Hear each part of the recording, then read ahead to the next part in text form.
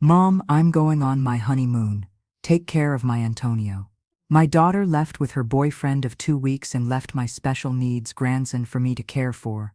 So I decided the worst. I know. It's crazy. Who goes on a honeymoon with a guy she's known for 15 days? My daughter. That's the answer.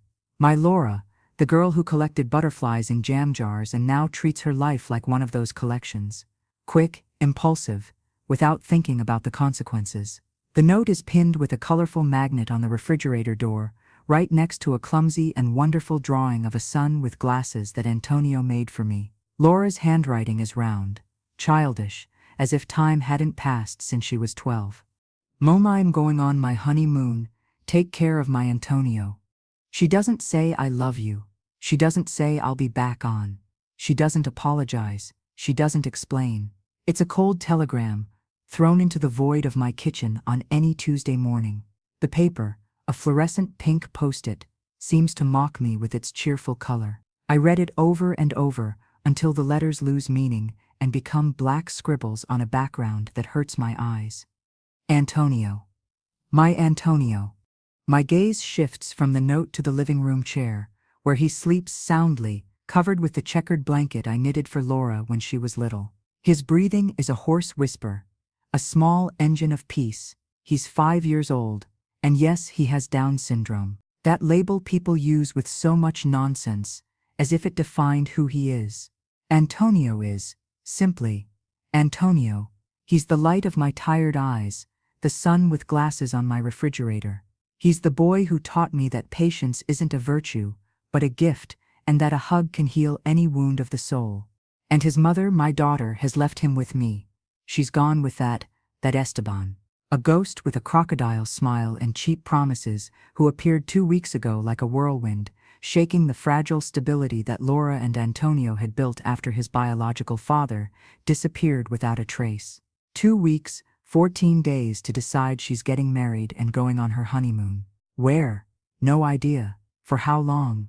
Even less. A wave of cold runs down my back, despite the sticky heat of the July morning. The house, normally my refuge, suddenly feels enormous, empty, and hostile. The tick-tock of my grandmother's cuckoo clock sounds like a hammer against my skull. Tick-tock. She left. Tick-tock. She left. Tick-tock. What are you going to do? And then, as if a hand of ice squeezed my stomach, the decision forms in my mind, clear and terrible. It's not an idea that arises, it's a certainty that settles, heavy as a slab. I can't do it.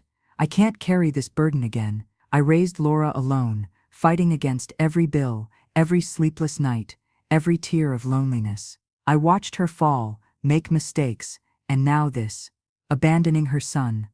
My boy, I don't have the strength. I already gave everything I had. I decided the worst. It's not a dramatic decision. There's no anger in it. It's a surrender. A fatigue so deep it sinks its roots into my bones. I'm going to call social services. I'm going to tell them that my daughter has abandoned her child with special needs and that I, his grandmother, a 58-year-old woman with incipient arthritis and a tired heart, can't take it on. The simple thought makes me stagger. I lean on the kitchen counter, the cold formica under my sweaty palms. From here, I see Antonio's profile, his half-open mouth, his blonde eyelashes, so fine they look angelic. How can I even think it? But how can I not? It's the logical solution, the one the world would understand. The overwhelmed grandmother, the irresponsible mother, a clear case. The sound of my own breathing, labored, brings me back to reality. I grab the cell phone, that device that always resists me. I hold it clumsily, my fingers, already a bit deformed by years and rheumatism, searching for the numbers. I don't know the direct number for social services. I'll have to call 112. An emergency. Yes, this is an emergency, the emergency of a life falling apart. Antonio moves in the chair. He makes a small moan, a soft whimper that paralyzes my heart. He turns around, looking for a more comfortable position, and the blanket slips a little from his shoulder.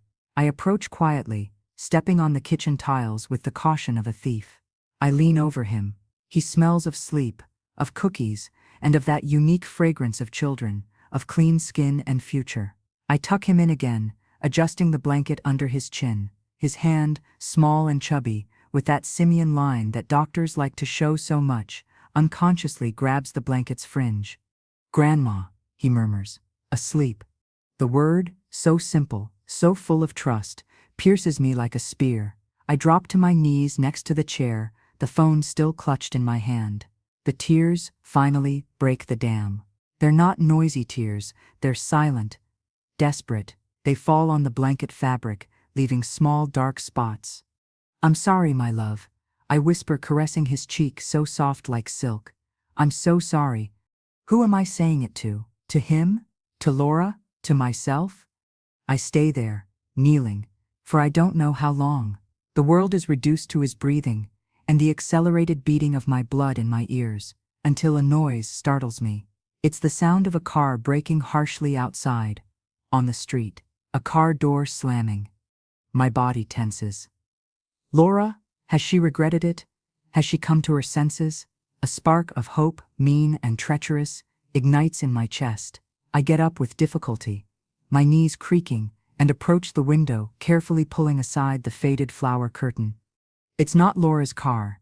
It's a taxi, and from the passenger seat comes not my daughter, but an older woman with a long, dark coat despite the heat, and an air of authority that crosses the distance and glass. She carries a small, elegant suitcase. Her figure seems vaguely familiar, but my mind, clouded by panic and confusion, can't place her. The woman pays the taxi driver and turns, looking directly at the house, as if she knew I was watching. Her face lights up with a smile that doesn't reach her eyes, and then, like a flash, I recognize her. It's Carmen, Esteban's mother. I had never seen her in person, only in a photo that Laura showed me with naive pride a few days ago. "She's very cultured, Mom. Comes from a very fine family," she said. In the photo, Carmen smiled with glacial distance. Now that smile is 20 meters from my door. What is she doing here? Where are Laura and Esteban? The note said honeymoon. Weren't they supposed to be leaving together? Carmen advances down the stone path of the garden, with determined steps. Her heels click against the morning silence. An ominous sound announcing an intrusion. She stops in front of the main door. She doesn't hesitate. She rings the bell, a shrill bell that makes Antonio stir in the chair. Sweetheart. Go back to sleep." I tell him in a whisper, though I know it's useless. The damage is done. The bell rings again, longer this time, impatient. My mind is a whirlwind. Do I open? Do I pretend I'm not here? But she's seen me. She knows I'm here, and something in her attitude, in that imperturbable presence, tells me that running away is not an option. With trembling legs, I head to the door. Each step is an effort. Antonio rubs his eyes, waking up completely. "Grandma, who is it?" he asks with a sleepy voice. "I don't know, sweetheart," I reply. And it's the most absolute truth I've said in my life. I grab the door handle, cold and heavy. I breathe deeply, as if preparing to dive into icy waters, and turn. The door opens with a slight creak. Carmen is there, framed in the doorway. She's taller than she seemed from a distance, and her gaze of steely gray runs over me from top to bottom, evaluating me, measuring me. She wears a simple but good quality dress, and a pearl necklace that shines with a dim light. She smells of expensive perfume, an aroma of flowers and something metallic that invades my entrance and mixes with the coffee smell of my house. "Elena," she says, not as a question, but as a statement. Her voice is soft, educated, but has a steel edge. "I'm Carmen, Esteban's mother. I think it's time we talked." "Talk to us," I manage to articulate, feeling ridiculously vulnerable in my old bathrobe and swollen eyes from crying. "About what? Where is Laura?" Carmen sketches a condescending smile. "That's precisely the issue. Could we come in? It doesn't seem appropriate to discuss this at the door." Without waiting for an invitation, she takes a step forward, forcing me to step back. She enters my house, as if it were hers. Her gaze scrutinizes the living room, Antonio's toys scattered on the floor, the books piled on the coffee table, the photo of my deceased husband on the fireplace mantel. Her expression is inscrutable, but I can't help the feeling that she's judging every inch, finding it all deficient. Antonio, from the chair, observes her with his almond eyes, full of curiosity and a hint of wariness. "Hello, little one," Carmen says, with a forced sweetness that doesn't convince anyone. "Are you Antonio?" Antonio looks at me, seeking guidance. I smile at him, a tense smile that hurts my face. "Yes, he's Antonio," I say, instinctively placing myself between her and the boy. "Carmen, please, what's happening? Where is my daughter?" She sits on the edge of the sofa, as if afraid of contamination. She places her purse next to her, with millimetric precision. "Laura and Esteban are traveling, as I suppose you know." "I know they've left. The note says so." I point toward the refrigerator, where the pink post-it still shines like a wound. "But a honeymoon is two people. Why are you here?" Carmen sighs, a sigh of infinite patience, as if explaining something to a small child bored her. "Elena, let's be frank, what Laura has done is imprudent. Leaving a child like this," she makes a slight gesture with her head toward Antonio, who has remained still, observing the scene with unusual attention, with his particularities, "is reckless. Esteban is a wonderful man, but impulsive. He's let himself be carried away by Laura's charm, which is undeniable, but she lacks perspective." Each of her words is like a small blow. A child like this, his particularities. She talks about Antonio as if he were a problem, a defective object. "And what do you have to do with this?" I ask, containing the anger that begins to boil inside me. "It has to do," she says, lowering her voice to a cutting thread, "because I do think about consequences. Esteban is not prepared to be a stepfather, and less of a child with Down syndrome. It's an enormous responsibility for life. Laura, well, Laura is young. She has her whole life ahead of her. Maybe this marriage was a mistake." The air is cut. Antonio, who has been listening in silence, suddenly speaks. "Mommy left with Esteban. Honey, moon," he says, articulating each word carefully. Carmen looks at him, and for an instant I think I see a pang of something like pity in her gray eyes, but it disappears instantly. "Yes, sweetheart, they've left." "And are they coming back?" asks Antonio, with that simple and devastating logic of children. Carmen looks at me, defiant. That question, the one I haven't dared to formulate out loud, now floats in the room, poisoning the air. "That," says Carmen, turning toward me, "is what you and I have to decide, Elena." "Decide?" I reply, feeling how the ground gives way under my feet. "What do we have to decide? They are adults. They have made a decision. They have made an irresponsibility," she corrects coldly, "and now we find ourselves with the consequences. I have come here to propose a solution that benefits everyone." Antonio gets down from the chair and comes toward me, clinging to my leg. I feel his warm little body, his mute request for protection. I wrap my arm around him. "I don't want to hear any solution of yours, Carmen. The only thing I want to know is where my daughter is and when she's going to return." "Do you really think she's going to return?" she asks, and her voice is now a knife. "Do you really think that a 22-year-old girl who abandons her child with special needs to go with a man she barely knows intends to return? The note is a goodbye, Elena. You know it as well as I do." Her words resonate in the silence of the room, confirming the deepest fear I've harbored since reading that damned post-it. The decision I myself had made minutes before, to give up, pales before the coldness with which this woman exposes the situation. "No," I whisper. "Don't say that. It's reality." Carmen insists, and faced with reality, we have to be practical. I can offer Antonio a stable life, away from here. I have resources, contacts. I can ensure him the best care, specialized education, a future. I look at her, horrified. Is she saying what I think she's saying? What are you insinuating?" "I'm not insinuating anything, Elena. I'm saying it clearly. Let me take Antonio, sign the custody. I'll take care of him. You've already done enough. You deserve to rest. You deserve to live your life without this burden." Burden. The word falls between us like a bomb. I feel Antonio grab my leg tighter. He has understood enough. His little face clouds with confusion and fear. "No," says Antonio, with a trembling little voice. "I don't want to go with the lady. I want to stay with Grandma." Carmen ignores his comment completely. Her eyes don't leave mine. Think about it, Elena. What can you offer him?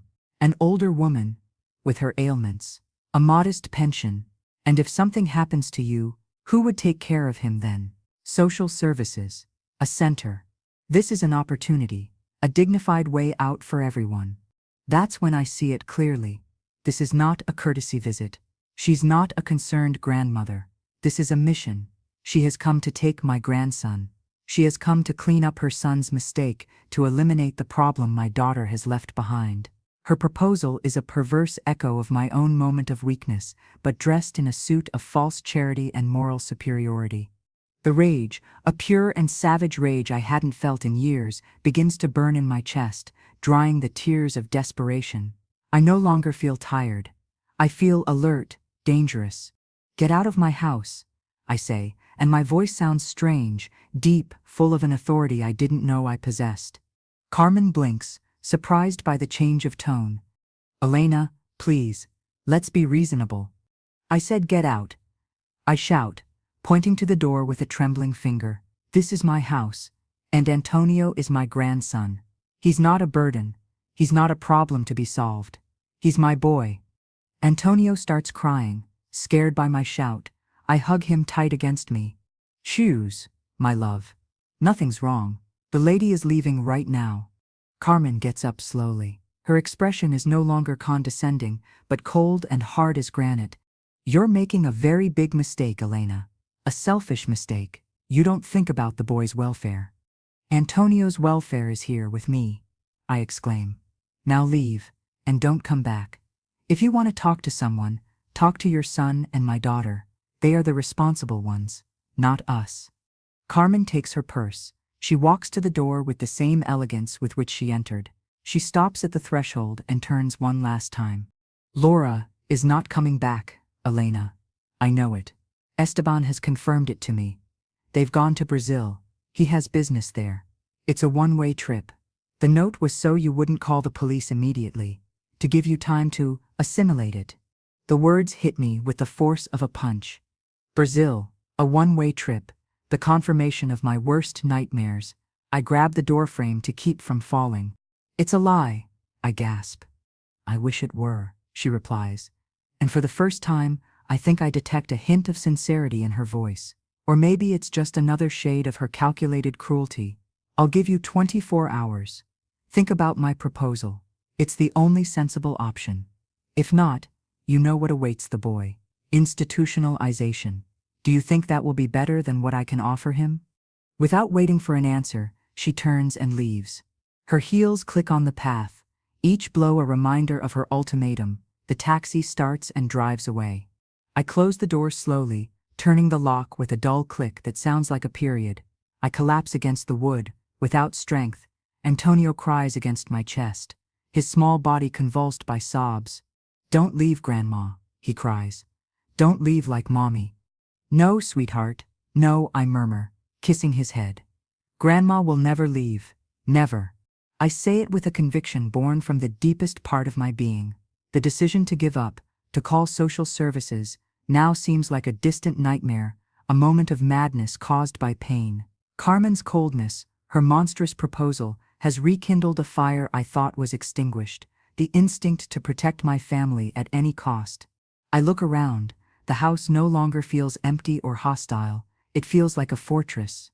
My fortress, and outside lurks the enemy, an enemy with pearls and a heart of ice. But Carmen's revelation, the confirmation that Laura is not coming back, tangles in my entrails like a hook. Is it true? Did Esteban know from the beginning? Was it all an elaborate lie to get rid of Antonio?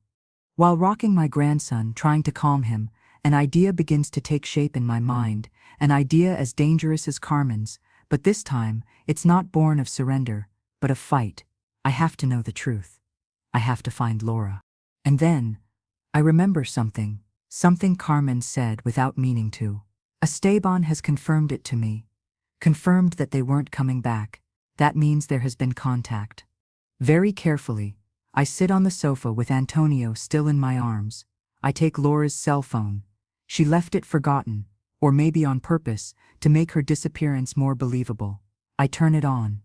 The battery is low. I search desperately through the contacts.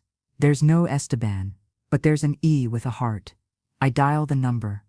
It rings once, twice, and then a female automated voice responds, cutting and clear. The number you have called is not available at this time. Please check the number and try again.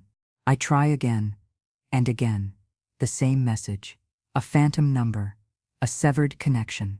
But Carmen did have contact. She knew how. Does she have another number? Has she talked to him through another line? Antonio has calmed down a bit, hiccuping softly. He looks at me with his red, tear-filled eyes. Grandma, is Mommy not coming back? The direct, innocent question breaks my soul.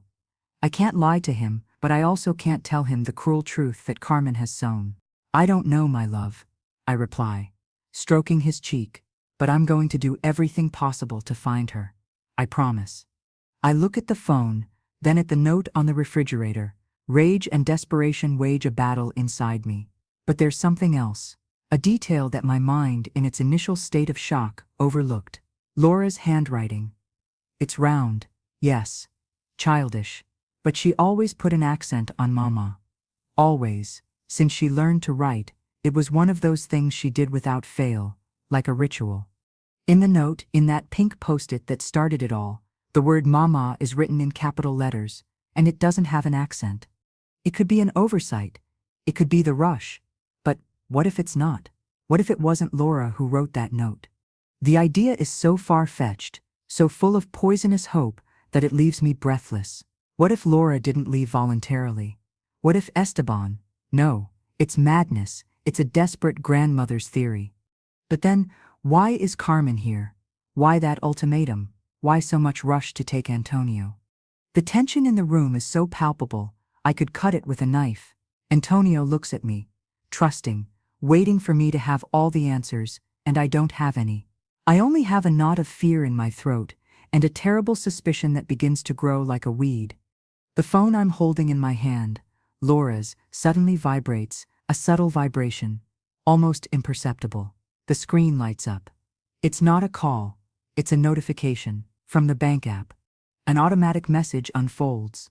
A terse text in black on white. Credit card movement. Purchase approved. Guarulhos International Airport, São Paulo, 250,000 BRL. The screen goes dark. I stare at the black rectangle, my heart beating with a wild rhythm. São Paulo, Brazil. Carmen had told the truth about that. But the purchase is approved. Right now, a few minutes ago. If Laura is in Brazil, why is she still using her credit card? Weren't they supposed to have vanished? Wasn't it a one-way trip with no return? Unless the note was a lie. Unless Esteban's plan wasn't exactly as his mother thinks. Or unless Laura is trying, in the only way she can, to send a message. The revelation leaves me frozen. The note, without an accent. The purchase at the airport. Carmen's cold visit. The pieces don't fit. And the only certainty I have is that my daughter is in trouble, and that my grandson is the pawn in a terrible game I can't understand. The tension doesn't dissipate. It intensifies, transforms into an icy urgency. It's no longer just about protecting Antonio. It's about deciphering the truth before it's too late. I look at Antonio, who has fallen asleep from pure exhaustion on my chest. The vibration of the phone against my sweaty palm seems to repeat in my bones, a sinister echo of a reality that crumbles. São Paulo. The geographical confirmation of the escape should sink me, but instead it fans a feverish flame inside me. What I feel is not resignation, it's a sharp, primitive alert. Something smells rotten in this story, and the aroma reaches me wrapped in Carmen's expensive perfume and the absence of an accent. Antonio breathes deeply. Exhausted by crying and confusion, his weight against my chest is both an anchor and a devastating reminder of what's at stake. I can't collapse, not now. Carmen's icy gaze, her poisoned offer of dignity, has burned the last fiber of my fatigue. I'm no longer Elena, the tired grandmother. I'm the she-wolf cornered next to her cub. With infinite care, I get up from the sofa, holding Antonio as if he were made of glass. I walk slowly to his room, a small sanctuary full of stuffed dinosaurs and rainbow drawings. I put him to bed, tucking him in with his favorite superhero blanket. He curls up, bringing his fist to his chin, a childish gesture that breaks my soul. I kiss his forehead. "Sleep, my brave one," I whisper. "Grandma is here." I close the door, leaving a crack, and stand listening to his regular breathing for a moment. Then I return to the living room with the determination of a soldier entering a minefield. The pink post-it is still there, mocking.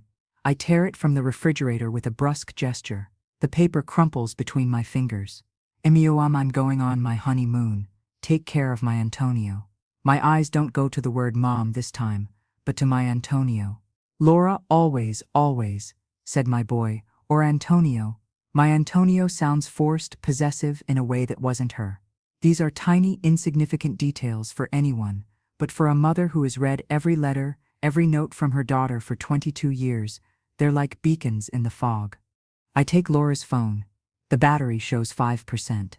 One more anxiety.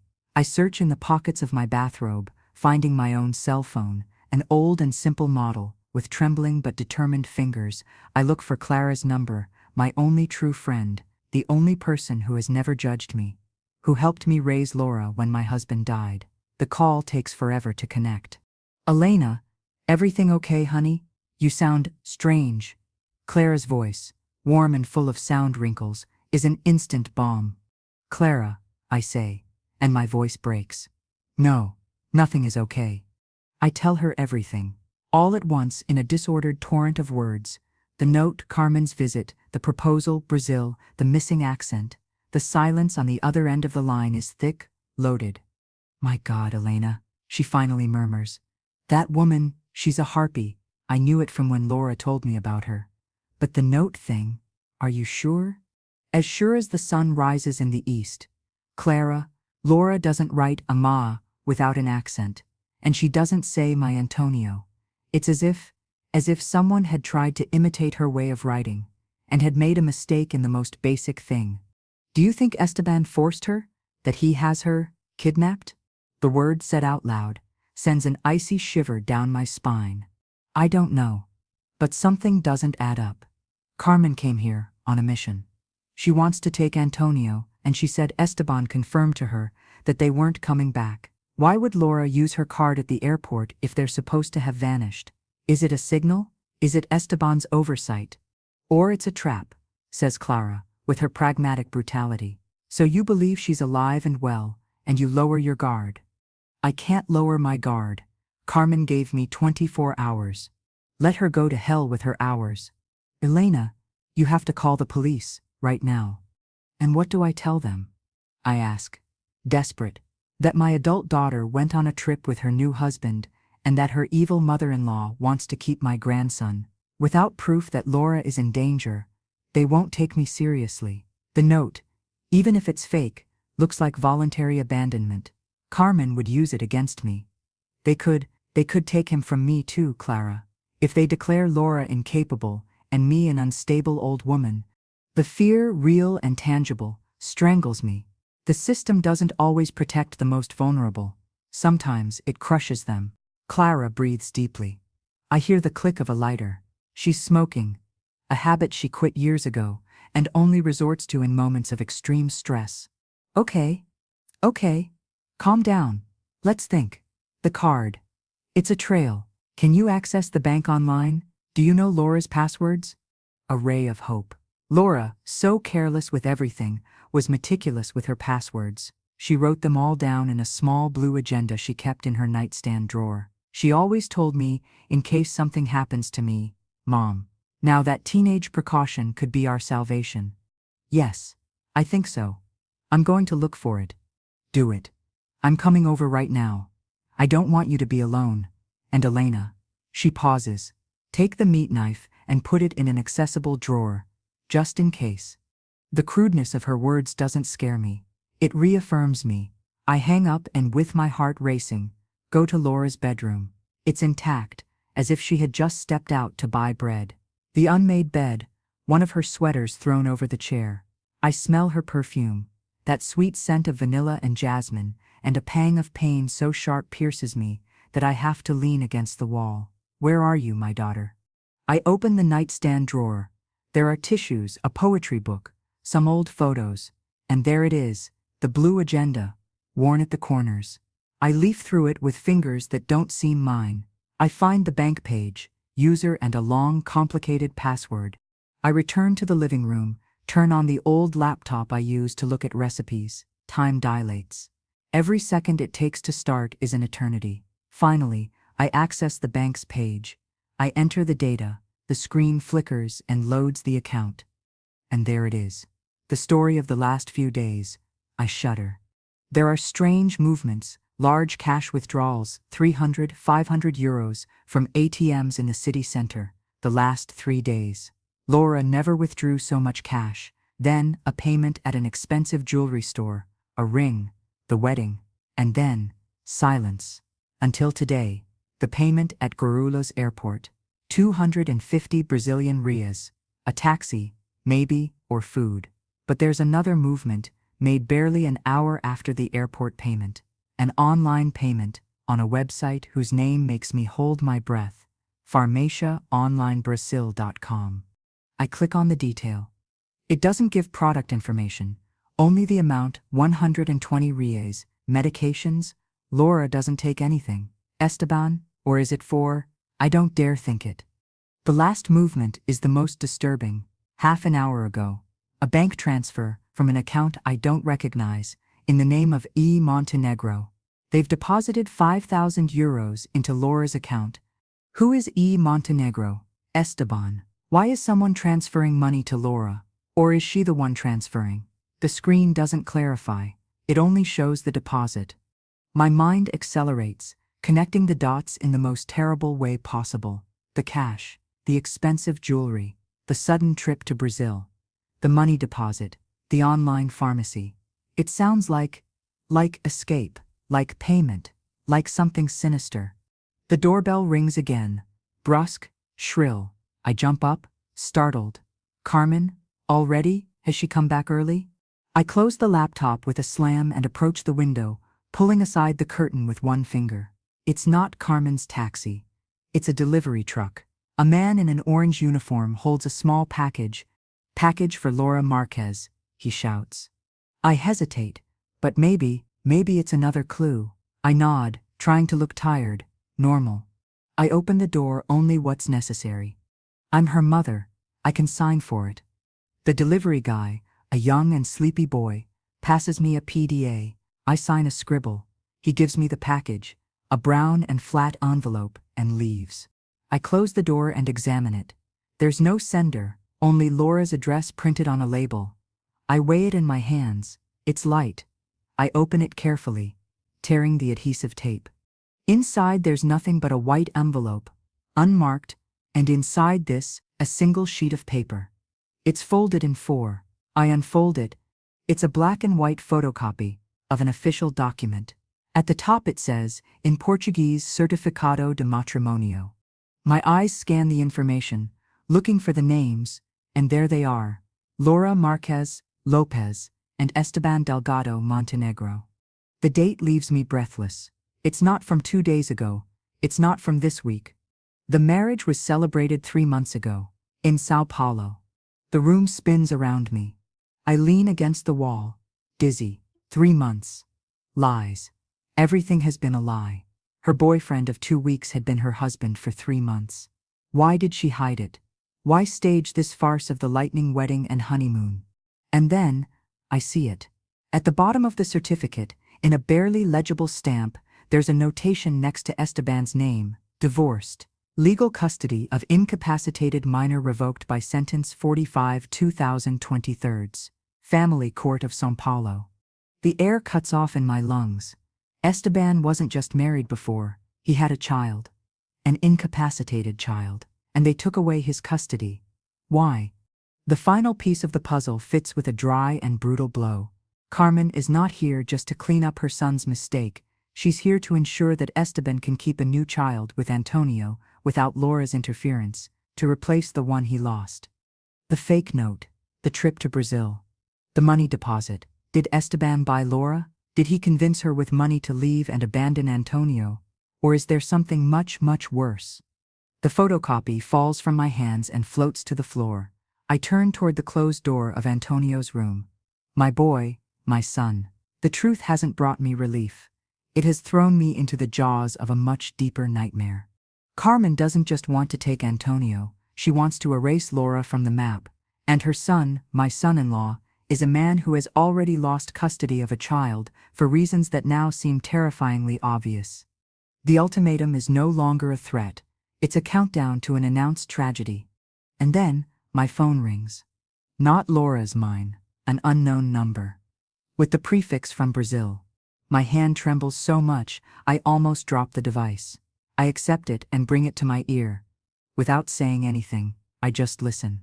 On the other side, there's no voice, just a sound. A sound I know as well as my own heartbeat. It's Laura's labored breathing, the little gasp she makes when she's about to cry, but holds back with all her strength. And then, a whisper, so weak it's almost carried away by the distant static. Mom? And the line cuts off. The silence that remains is more terrifying than any scream. I stand paralyzed, looking at the phone's black screen, the photocopy of the marriage certificate at my feet. My daughter's voice, loaded with indescribable terror, has confirmed all my suspicions. This is no longer a family drama. This is a kidnapping. And I have 24 hours to prevent them from taking my grandson forever. The silence was absolute. The call's disconnection wasn't a clean cut, but a drowning, as if the ocean waters separating us had closed their surface over my daughter's last and desperate whisper. That word, that sound that had shaped my life, became a phantom echo in my ear, a silent scream that resonated louder than any siren. I looked at the marriage certificate photocopy on the floor. The words "custody revoked" seemed to bleed black ink on the paper. Esteban wasn't an impulsive adventurer. He was a predator, a man who had already had a child taken away for reasons my terrified mind didn't dare imagine. And now he had Laura, and he wanted Antonio. The decision I made then wasn't the fruit of reason. It was a visceral instinct, a storm of fury and fear that swept away all doubt. I was no longer a grandmother. I was a cornered beast, and my lair was this house, with my cubs sleeping inside. The doorbell rang again. Insistent, imperious. It wasn't the delivery man this time. It was Carmen's heels, which I imagined sharp as stilettos against the porch. 24 hours. Her time had ended before it began. Or mine had started running. I didn't open. I approached the door and pressed my forehead against the cold wood. "Go away, Carmen," I said, with a voice I didn't recognize, hoarse and full of a hatred I didn't know I could harbor. "I know the truth. I know about your son. I know about the other child." The silence on the other side was more eloquent than any protest. Then her voice, serene but with a crack of steel, pierced the door. "I don't know what you're talking about, Elena. Open up. Let's talk like adults, for the boy's sake." "The boy's good is being with his family," I spat. "Not with a monster and the woman who covers for him." "You're delirious," she replied, and I perceived a tremor of anger in her tone. "The stress is affecting you. Do you see why you're not in condition to take care of him?" I looked toward Antonio's room. The door crack was dark, sleeping, innocent of the hell developing around him. I felt a wave of strength, for him, for Laura. "I've called the police, Carmen." I lied, with the greatest conviction I could muster. "I've told them everything, about the certificate, about the revoked custody, about Laura's call. They're on their way." It was a desperate bluff, but it worked. I heard a slight clearing of throat, a shift of weight. "That's stupid," she said, but her voice had lost its crystalline confidence. "You'll only complicate things. For Laura too." "For Laura?" I almost screamed. "Where is my daughter Carmen? What has your son done to her?" "They're on their honeymoon," she responded, automatically like a worn mantra. "Lie!" I heard her. She called me. "She's scared." This time, the silence was long, heavy. When she spoke again, all pretense of civility had disappeared. Her voice was a poisonous thread. "Listen to me carefully, Elena. You have no proof of anything. I do have resources. I can have a psychological evaluation, declare you incompetent in a matter of hours. I can make this place uninhabitable for a child. You'll sign the custody, today, or you'll regret it." The threat was clear and dirty. I shuddered. I knew she wasn't bluffing. People like her played with different rules on a board where money and contacts moved pieces I couldn't even see. "I'm not going to sign anything," I said, with a calm that surprised me. "And if you come near this house, near my grandson, I'll scream until the dead rise." I heard a dry noise, as if she had hit the door with her fist. Then her steps, fast and furious, moving away down the path. The car started and drove away at full speed. I slid down the door until I was sitting on the floor, trembling like jelly. The adrenaline retreated, leaving me empty and terrified. What had I done? Had I just declared war on a woman who could destroy me with one call? The sound of weak crying came from the room. Antonio, the shouting had woken him up. I dragged myself there, my legs refusing to support me. He was sitting on the bed, with his eyes like saucers, full of tears. "Grandma, are you angry?" "No, sweetheart. No," I said, hugging him tightly, burying my face in his neck. "Grandma isn't angry. Grandma is fighting. Like superheroes." "Yes, my love. Like superheroes." I rocked him until he calmed down, but I couldn't calm down. The lie about having called the police gave me a respite, but only that Carmen would return. With papers, with lawyers, with someone from City Hall. I had to do something. I had to find real proof, something that demonstrated Laura was in danger. I remembered the bank transfer, Montenegro, and the online pharmacy. With Antonio in my arms, I returned to the laptop. Laura's phone battery was dead. I connected it to a charger, and with one hand, while with the other, I caressed Antonio's back, I searched for Pharmacia Online Brazil.com and the product bought for 120 Rs. The website was generic. It gave no details, but in expatriate forums I found a clue that amount at that online pharmacy matched the price of a very specific medication with restricted sale, a strong sedative. Etifalina. My heart froze. What did they need a sedative for? For Laura, so she wouldn't cause problems? Or for, I couldn't continue the thought. Then, I searched for Montenegro Brazil and custody revoked. Generic searches gave no results, but then I remembered the full name from the certificate, Esteban Delgado Montenegro, and I added São Paulo. And there, in the depths of a digitized local newspaper, I found a small news item from a year ago. The headline was terse. Judge revokes custody from father after finding extreme negligence. The article spoke of Esteban Delgado Montenegro and his daughter, 11 months old, with cerebral palsy. The girl was found neglected and dehydrated in her crib while Esteban traveled on business. Custody was granted to social services. There was no mention of the mother, only the father. The father who was now with my daughter. I had the proof that Esteban was dangerous, but it wasn't enough. I needed to know where they were. I needed to hear Laura's voice again. The day transformed into a nightmare of vigilant waiting. Every car that passed made me jump. Every noise in the house was an intrusion. I fed Antonio, played with him mechanically, my ears and eyes glued to the windows.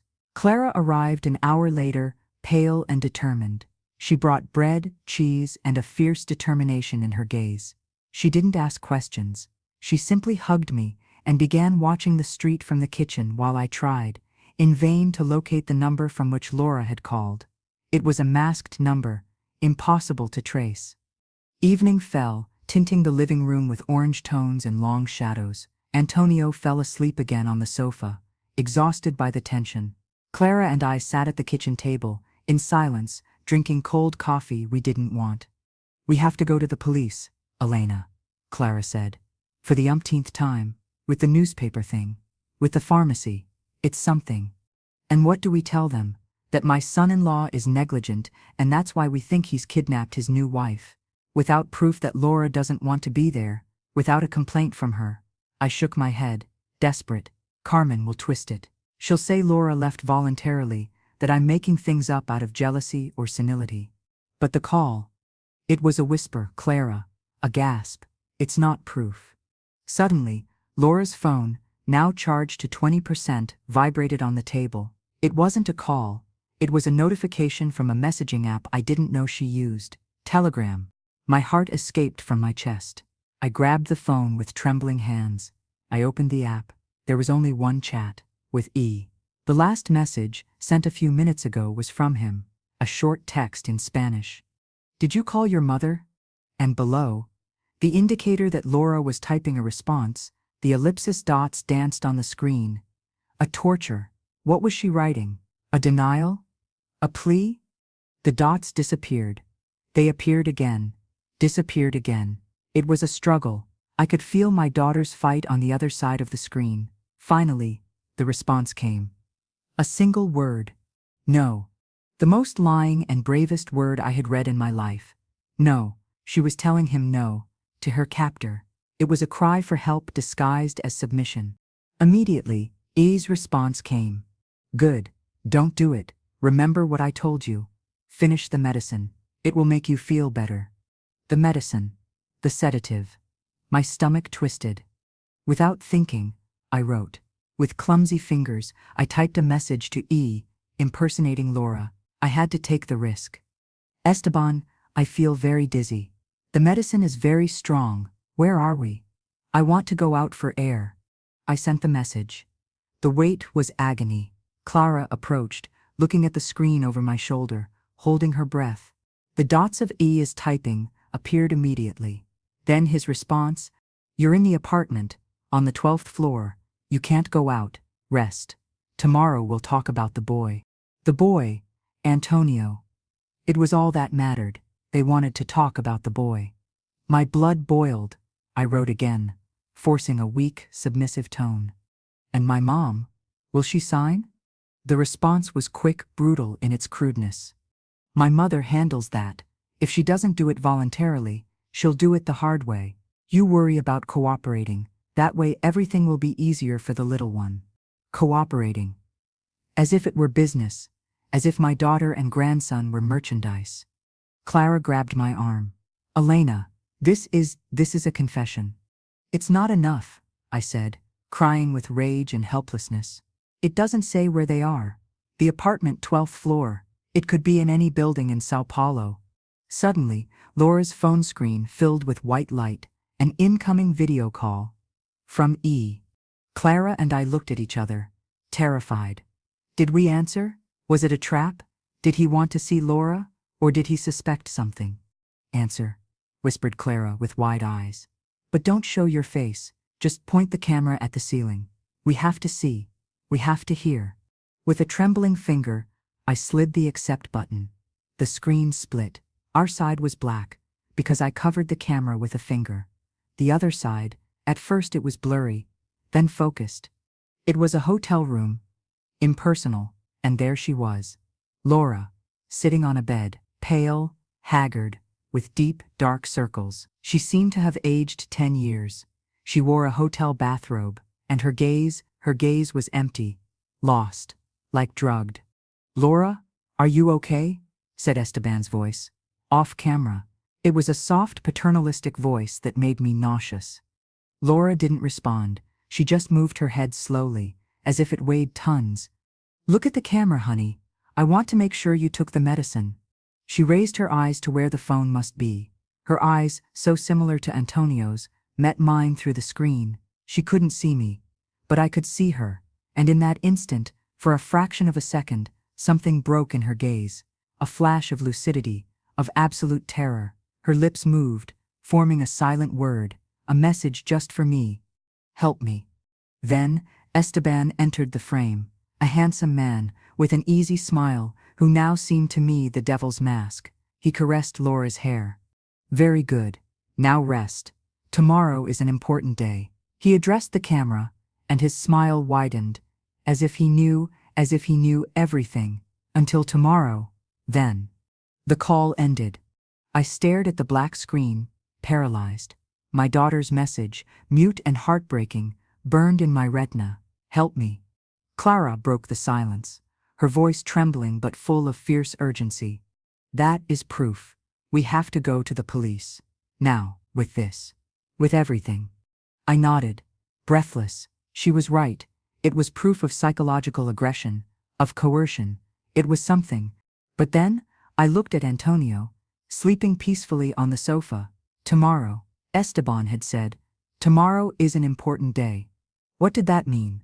That Carmen would act tomorrow? That they would come for him? I couldn't wait. I couldn't risk the slow deadlines of bureaucracy. You call the police, Clara, I said, getting up with sudden energy. Explain everything to them. Show them the video call if you can. I have to do something else. What? What are you going to do, Elena? Asked Clara, alarmed. I'm going to give Carmen what she wants, I replied, and the phrase tasted like bile in my mouth. I opened a drawer and took out a notepad and pen. With a firm hand, but with a broken heart, I wrote at the top of a blank sheet, temporary custody transfer. I didn't know if it was legal. I didn't care. It was bait. Are you crazy? Whispered Clara. No, I said, writing quickly. It's a trap. I'm going to sign this. I'm going to tell her I give up. But only if she gives me an address. An address in Brazil where to send the papers. An address where Laura is. Clara looked at me. Understanding. It was desperate. Almost suicidal. But it was all we had. And if she doesn't give it to you? Then I don't sign anything. But I think she will. She wants to win. She wants to believe she's broken me. I finished writing a rudimentary document, ceding Antonio's custody to Carmen Delgado for temporary incapacity. I signed it with a trembling signature. Then I took my phone, and with my heart beating in my throat, dialed Carmen's number. She answered on the first ring.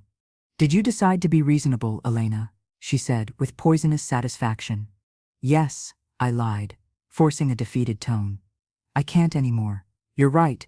I can't handle this. I'll sign the custody. Wise decision, she replied, and I could almost hear her smile. I'll send my lawyer. No, I interrupted her. I'll give it to you, in person, but I want one thing in return. You're not in a position to ask for anything. I want an address, I said, digging my nails into my palm. An address in Brazil. To be able to write to Laura, to know she's okay. It's all I ask. An address in exchange for your signature. There was a prolonged silence. I heard her breathe. She was weighing the risks. An address was a trail, a connection, but her arrogance, her certainty of victory could do more. Agreed, she conceded, with disdain. But it will be a postal address. A P.O. box, nothing more. Fine, I accepted, knowing it was better than nothing. Bring it, and bring the papers. Tonight, I want to finish with this. I'll be there in an hour, she said, and hung up. Clara looked at me as if she had seen a ghost. My God, Elena. What if she comes with someone? What if she tries to take him now? She won't, I said, with a confidence I didn't feel. She wants the papers in order. She doesn't want a kidnapping. That comes later. The next hour was the longest of my life. I prepared Antonio for sleep, sang him a song, told him a story. Each caress was a potential goodbye, each word an eternal I love you. I put him to bed and stood watching him, memorizing every line of his face, every freckle. He was my life, my reason for being. When the doorbell rang, I felt a strange, deadly calm. I told Clara to hide in the room with Antonio and to call the police if she heard anything strange. Then I took the kitchen knife she had suggested and hid it in my belt under my sweater. It was a cold and terrible weight against my skin. I opened the door. Carmen was there, impeccable as always, with a leather folder in her hand. Her smile was triumphant. Behind her, in the dark street, the same taxi from the morning was parked. Come in, I said with a flat voice. She entered. She smelled of victory and expensive perfume. I closed the door. The papers, she said, extending the folder, and here's the address. She took a white and plain card from her purse. I took it. On the card there was only one line of text, P.O. Box 774, São Paulo, Brazil. It was a mailbox, but it was something. Sign here. She pointed to a place on the document in the folder. It was an official paper, with a law firm's letterhead, the custody transfer. I took the pen she offered me. I held it over the dotted line. My hand trembled. I knew that once I signed, even if it was a farce, I'd be giving her immense power, but it was the only way. How is Laura? I asked, looking into her eyes. Her smile froze. She's fine, enjoying her honeymoon. No, I said, lowering the pen. She's not fine. I saw her in the video call. Carmen's eyes narrowed. A flash of alarm crossed her face, followed by quick recomposition. I don't know what you're talking about. Sign, Elena. We don't have all night. I know about the other girl, I continued, ignoring her. I know they took custody from Esteban. I know he's dangerous, and I know you know it. How can you do this? How can you deliver my daughter and grandson to a monster? Carmen paled. The mask cracked completely, revealing cold determination. My son is not a monster, she huffed. It was a mistake. That girl wasn't normal. She was a burden, like this one. She pointed with her head toward Antonio's room. Esteban deserves a chance. A normal family. Laura is young. She can give him more children. Healthy ones. This one is extra. But it's better than nothing. He's a child, after all. Manageable. I heard her words, each more poisonous than the last, and knew I was recording a confession with my phone, which I carried in my sweater pocket. It was a plan I had devised with Clara, but her words were so horrible, I almost collapsed. You're sick, I whispered. I'm realistic, she spat. Now sign. Or what? I challenged, taking a step forward. Or you send your son to finish the job with Laura. It was a random shot, but it hit the target. Carmen's face decomposed into a grimace of panic and fury. Shut up. Sign. No, I said, with a voice that no longer trembled. I'm not going to sign anything, and you're not going to take my grandson. She looked at me with contempt. Then she took out her phone. I'm going to call my lawyer, and social services. You'll see what's good. Call them, I said, and took out my own phone, showing her the screen where it showed I was recording. I'll show them this, and the newspaper article, and the pharmacy history, and the video call. We'll see who wins. Carmen froze. Her eyes, steely gray, fixed on the phone. She saw her career, her reputation, her perfect world, crumbling. And then, something broke inside her. It wasn't fear. It was rage. Pure, irrational rage. Damn witch, she screamed, and lunged at me, trying to snatch the phone from me. I dodged her, but she hit my shoulder. The folder of papers flew through the air. I screamed. Clara came running from the room. Elena. Carmen and I struggled, rolled on the living room floor. She was stronger than she seemed, and her desperation made her fierce. I felt her nails scratching my face. She smelled of her perfume and hate. Suddenly, her hands sought my neck, squeezing, my vision clouded. Let her go, shouted Clara, hitting Carmen on the back with a magazine. But Carmen didn't let go. The pressure increased. In my confusion, my hand instinctively sought the knife hidden in my belt. I slid it out. The steel shone under the lamp's light. Let me go, I gasped. She didn't. Her eyes were bloodshot. She only saw her obsession, and then, without thinking, with the last breath of air I had left, I raised the knife. I didn't stab her. I couldn't. Instead, I brought it toward her hands, which were strangling me, and pressed the cold blade against her knuckles. Let me go, I repeated, with a hoarse voice. The contact of the metal made her recoil with a jump, as if I had electrocuted her. She freed herself from me, staggering, and looked at her hands, unharmed but stained by the steel's touch. She looked at me, with the trembling knife in my hand, and then at Clara, who was hugging me. She saw she had lost. Panting, she stood up. Her clothes were wrinkled, her hair disheveled. She was no longer the elegant lady. She was a defeated and dangerous woman. This isn't over, she spat, with hate. My son, he won't give up. Let him come, I said, holding the knife with a hoarse but firm voice. Let him come face me. Carmen turned around and left the house stumbling. The taxi started and drove away at full speed. I collapsed on the floor, trembling uncontrollably. Clara hugged me, crying. We had won this battle, but the war was far from over. From the room, Antonio's scared little face peeked out. Grandma, are you okay? I opened one arm to him, pressing him against me. The knife fell to the floor with a dull noise. I no longer needed it. Yes, sweetheart, I whispered, kissing his hair. We're okay. At that moment outside, sirens were heard, distant at first, then closer and closer. Clara had called the police.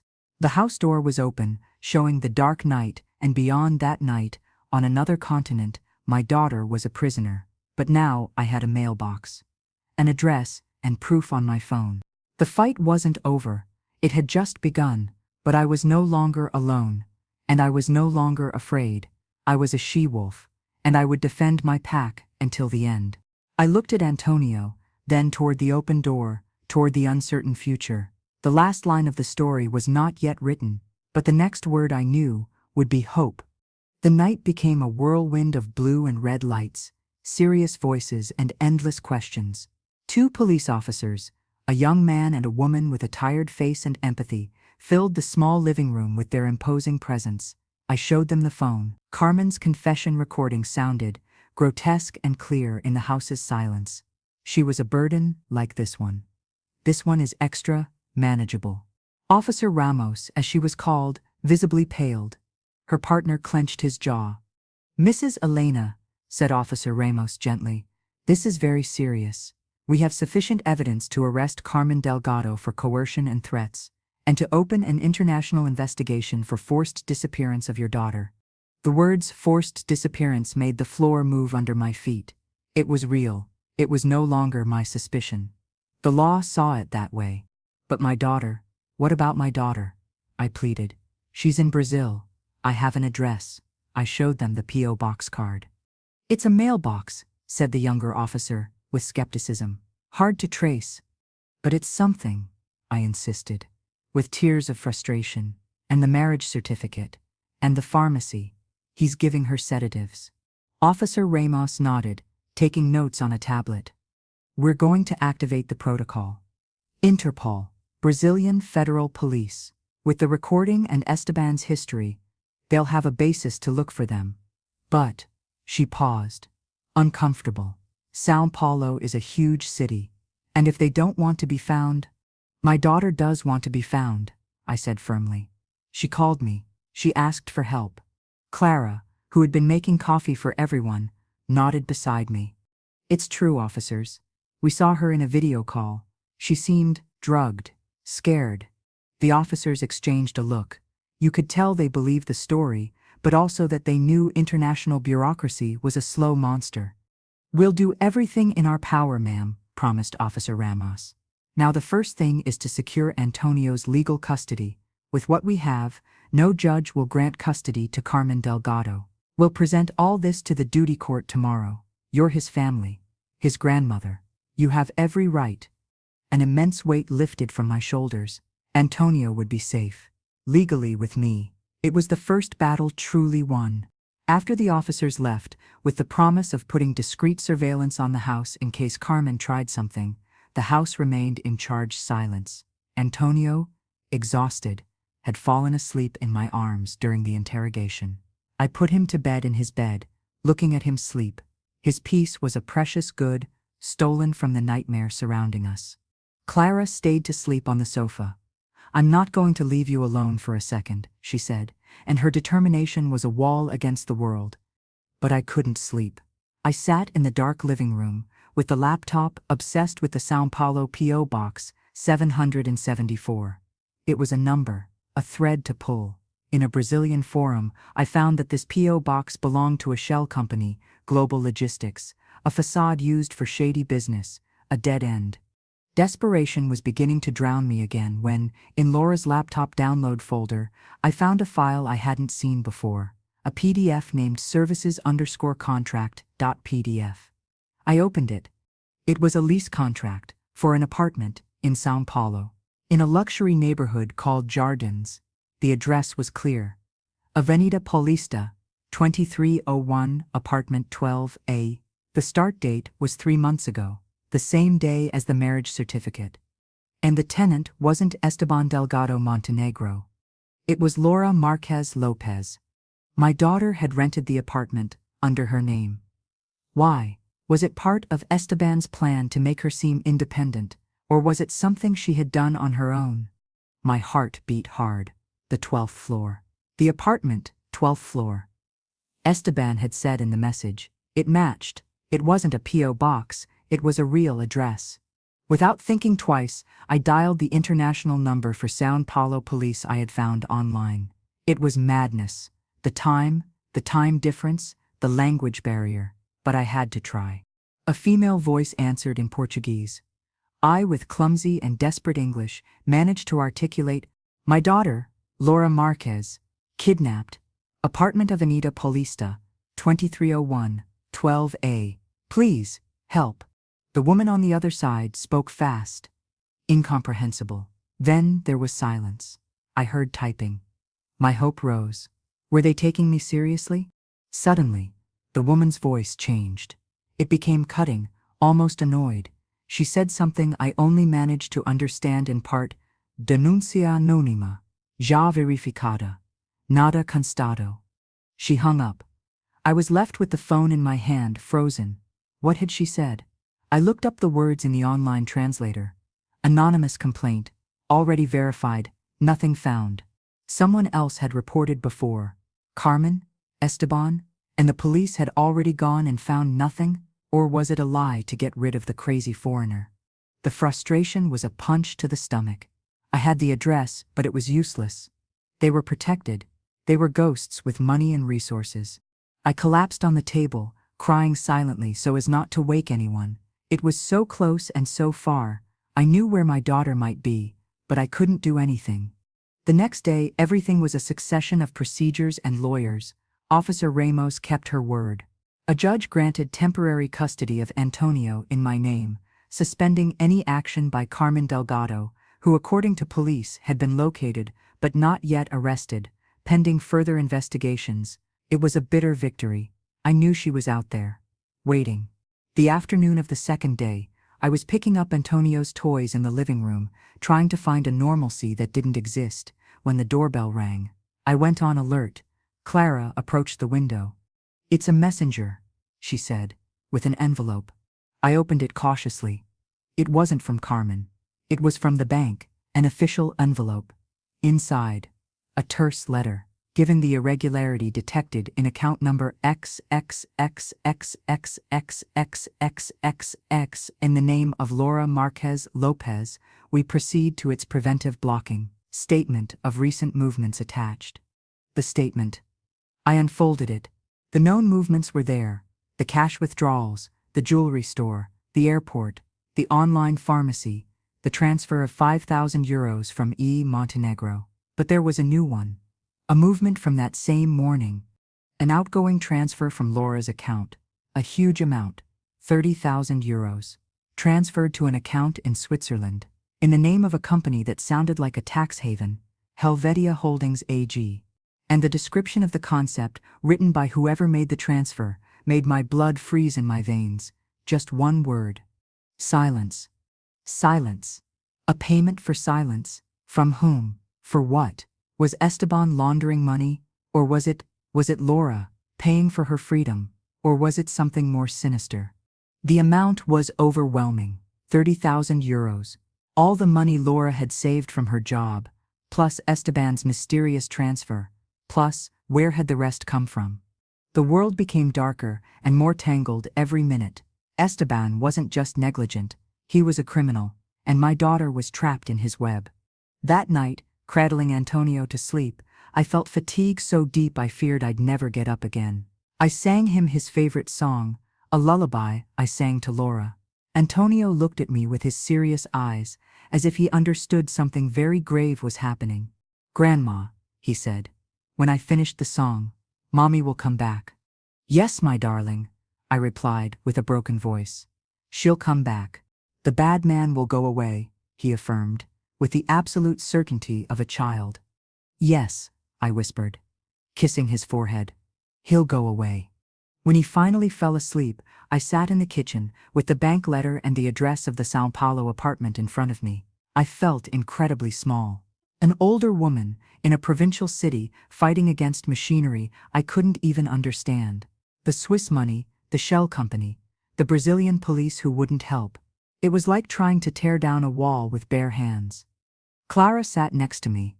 "You can't give up, Elena," she said, taking my hand. "Laura needs you. Antonio needs you." "What else can I do?" I asked. Desperate. "I have an address, but it's useless. I have a payment to Switzerland, but I don't know what it means. It's like fighting fog." "Sometimes," said Clara, with a sad smile, "the answer is closer than you think. She got up and went to Laura's bedroom. She came back with the blue agenda, the one with the passwords. You've looked at the bank, the email. But Laura had another online life. She opened the agenda and pointed to a page. Look. On the page next to a cloud icon, there was a username and password for a storage platform. Laura kept her photos there, her important documents. I had never used it. With a strange premonition, I accessed the platform from the laptop. A folder named L opened. Inside subfolders, photos, university, work, and a last one, with a name that stopped my heart. E. I opened it. There were a few files, a scan of the marriage certificate, photos of Esteban, smiling too perfect, and an audio file, untitled, dated the week before her disappearance. I opened it. Laura's voice filled the kitchen. It was grave, low, as if she were whispering close to the phone's microphone. Mom, if you're listening to this, it's because something has happened to me. Esteban isn't who he says he is. I've known for a little while. I've seen things, messages on his phone. He talks with his mother about an arrangement, about starting over with a clean child. I'm scared, Mom. I've rented an apartment in Sao Paulo under my name, to have an escape route just in case. He thinks it's for us, but it's in case I need to flee. I found papers about a girl. A daughter he had. She died, Mom. She died of malnutrition when she was under his custody. He hid everything. He says it was an illness, but I've seen the medical reports his mother tried to destroy. Esteban is dangerous. If something happens to me, look in the apartment, in our house, in my closet door frame. I've hidden a USB drive. It has everything I've found. Take care of Antonio. I love you, Mom. Forgive me for everything. The audio ended. The silence in the kitchen was absolute. Clara and I looked at each other, with tears in our eyes. The girl. They didn't just take custody from him. The girl had died. Esteban was responsible, and Laura knew. That's why she had fled with him, maybe forced, but also with a plan, with evidence. The door frame, said Clara, breaking the spell. We ran to Laura's bedroom. With trembling fingers, I felt the wooden frame of her built-in closet. At the top, in an almost imperceptible groove, my fingers found a small, cold object, a USB drive. We connected it to the laptop. It contained scanned documents, the girl's autopsy report, which confirmed malnutrition as the cause of death, text messages between Carmen and Esteban talking about getting rid of the problem and finding a new solution, and one last audio from Laura, even more recent. He knows I've seen the papers. He's furious. He says we have to go to Brazil, that it's for our safety. He's lying. Something's going to happen. If I can't use my escape route, remember, Mom, the apartment, Paulista, 2301, 12A. The spare key is under the red pot at the end of the hallway, at the emergency stairway exit. Find me. We had the key, we had the address, and we had the definitive proof, the homicide by negligence of a child. I grabbed the phone and dialed Officer Ramos's number, regardless of the time. When she answered, I told her, with a voice that admitted no reply, I have the proof that Esteban Delgado Montenegro is a murderer, and I know how to get into the apartment where he may be holding my daughter. Officer Ramos didn't hesitate. Bring everything to the station right now. I'm going to call the judge and Interpol. This changes everything. Now it's not a disappearance. It's a case of kidnapping and homicide. I hung up. I turned to Clara. Antonio, awakened by the commotion, was at the room door looking at us with his wise eyes. Did you find Mommy? He asked. Almost, sweetheart, I replied, hugging him. Almost. I looked out the window. It was night again. But this time, the darkness didn't scare me, because now I wasn't just a she-wolf defending her lair. I was a hunter who finally had the trail of her prey. The final battle wouldn't be in my living room. It would be thousands of miles away, but I wasn't going to fight alone. I was going to carry with me the most powerful weapon, the truth. And this time, I wouldn't fail. The end.